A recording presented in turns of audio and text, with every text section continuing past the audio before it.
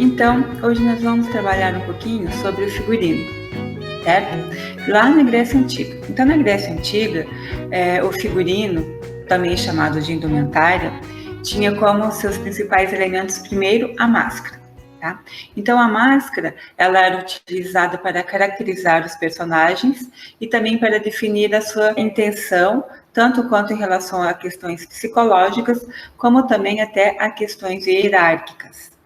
Ela, então, era colocada dentro da tragédia como um elemento, assim, como que eu posso dizer, para identificar o personagem também na sua situação. Eu estou triste, eu estou alegre, estou com raiva, tá? E, ao contrário do que muitos pensam, a máscara, ela era colorida. Tá? As máscaras eram coloridas, como também as túnicas. Então, a indumentária que era utilizada naquele período eram túnicas longas, para as mulheres sempre eram túnicas longas, e para os homens, túnicas longas ou curtas, dependendo da situação. E a cor também, ela tinha vamos dizer assim, um efeito dentro do teatro psicológico. Então, a cor púrpura já era para os deuses, né? A cor marrom já era para... digamos, para o ser humano, para o cotidiano, e daí tinha variações também em questão, a que era mais utilizada era vermelho e o dourado.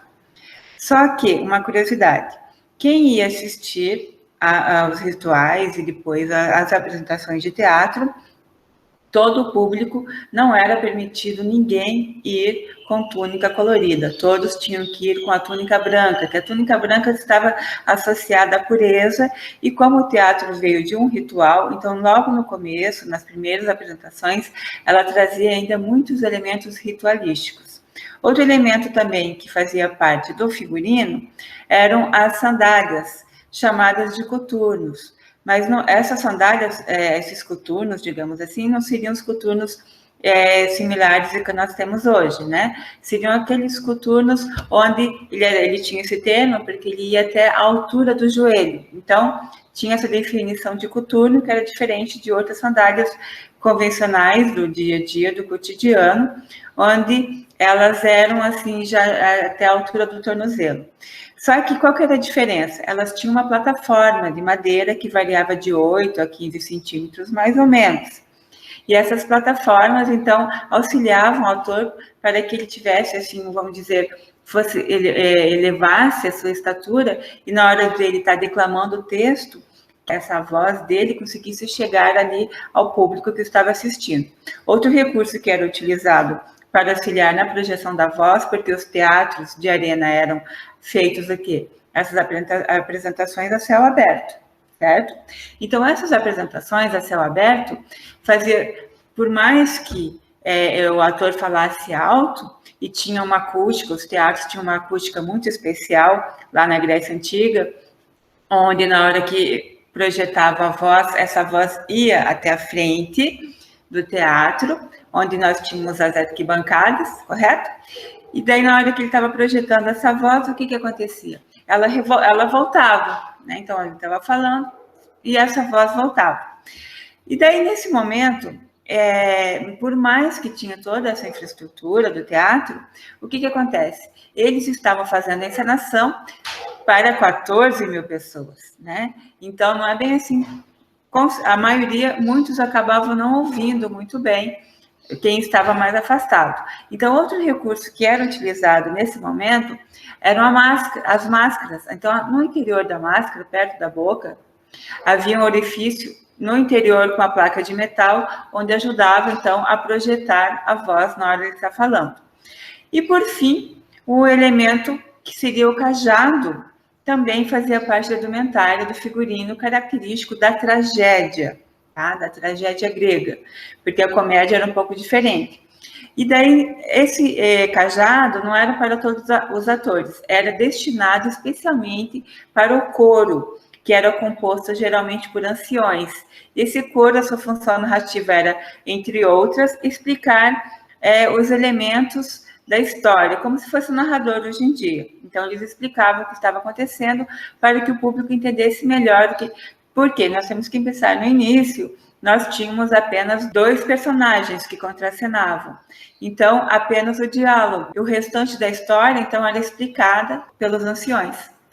Então, com isso, vocês entenderam um pouquinho aqui sobre alguns elementos que faziam parte lá da indumentária na Grécia Antiga. Então, na próxima aula, a gente vai estar trazendo aqui para vocês Roma. Vocês vão entender ali que nesse momento não vai, eles trarão, assim, vamos dizer, alguns elementos novos, né?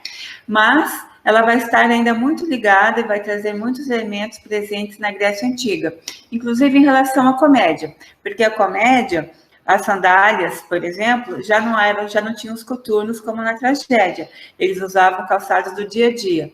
E também eles traziam alguns elementos grotescos lá na Grécia Antiga, mas foi aprofundado muito mais esse grotesco no teatro romano. Então, na Grécia Antiga, eles traziam, colocavam alguns enchimentos com espuma nas nádegas, para trabalhar muito o burlesco, exagerado.